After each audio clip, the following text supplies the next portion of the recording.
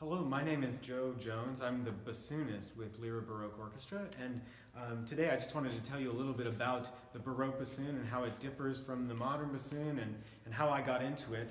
So the Baroque bassoon is a lot like the modern bassoon in that it has some certain design features that were novel at the time that allowed instrument makers to create a bass instrument that was compact and portable. So the things that the bassoon has that make it sound like a bassoon are, for one, they have a conical bore that's wrapped back on itself. So it goes down this one side and then back up the other side. And then to get the holes to the right position so that your fingers can reach them, the holes are slanted at angles into the bore. And these finger holes, these elongated finger holes, add a lot of the tone of the bassoon, and these, for the most part, are retained in modern bassoons. But the Baroque bassoon has a lot fewer keys than the modern instruments.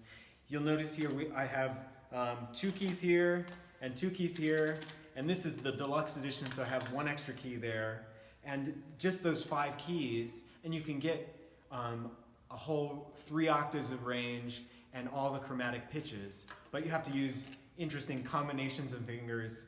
We use these forked fingerings that get some of our half steps in between the diatonic notes. Another big difference is in the reeds. So reeds for modern bassoon are a bit smaller than this, and for all the different types of historical instruments, you need to make different reeds, which is its own kind of obstacle when you're getting into it. But as bassoon players, we're used to making reeds. I started making reeds when I was like 14, just a little bit after I started playing the bassoon. And I always loved playing Baroque music because it's such a big part of the bassoon repertoire.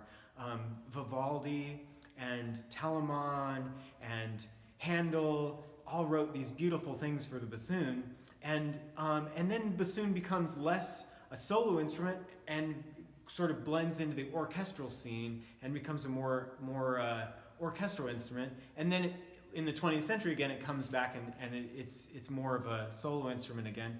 But a lot of our greatest repertoire is from the Baroque period. So, for instance, Vivaldi wrote 39 bassoon concertos that we know of, and like if you count up all the bassoon concertos between then and now, you may not have more than 39. So Vivaldi really loved the bassoon, and other Baroque composers like Rameau and Bach and Telemann, they all really valued the bassoon for its clear sound and its ability to blend in with voices and the strings, but also add a different color. There is a decidedly different tone quality between modern bassoon and Baroque bassoon. So the Baroque bassoon tends to sound a little more,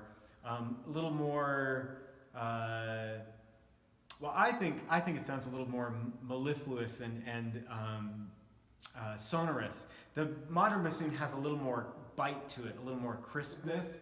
As the bassoon developed, in order to get more accurate and more easy access to the chromatic notes on the instrument, you add keys and you also add resistance to the instrument. Because if there's more resistance, then the notes where they happen are more rigid.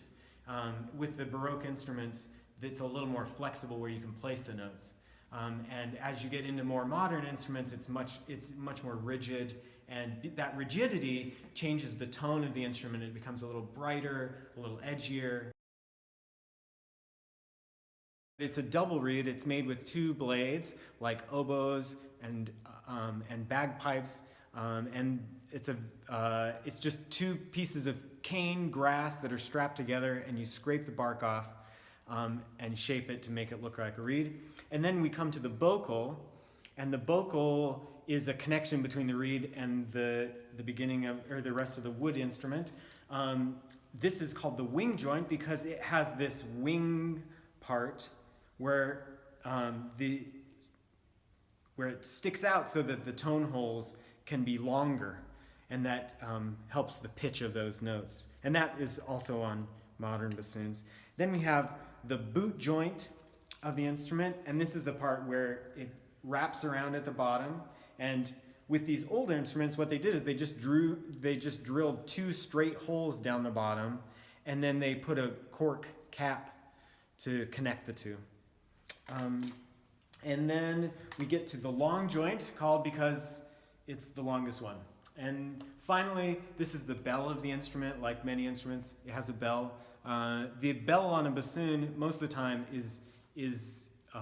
doesn't flare out a whole bunch. And on Baroque bassoons, it's actually the bell has a reverse taper, so it actually gets smaller here than it is here, and that helps with the low notes, the intonation of the low notes.